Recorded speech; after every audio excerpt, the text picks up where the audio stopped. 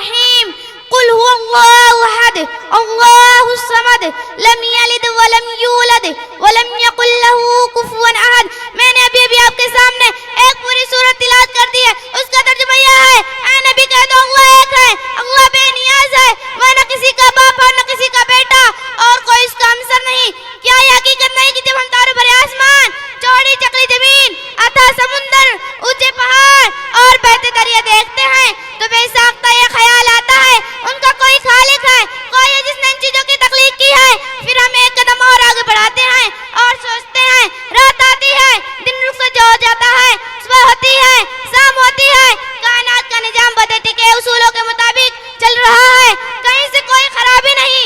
शम्स कमर अपने वक्त पर निकलते हैं और वक्त पर डूबते हैं। तो बेसाख्ता यह कहना पड़ता है इस अजीम कायनात का कोई हाकिम है जिसे किसी के ताउन की जरूरत नहीं, जो सारे जहान से बेनियाज है, किसी का एहसान बंद नहीं, वो जो चाहे करता है, उसे कोई रोकने वाला नहीं। क्योंकि अगर कोई रोकने वाला होता तो दुनिया का निजाम इस अच्छे ढंग से न चलता।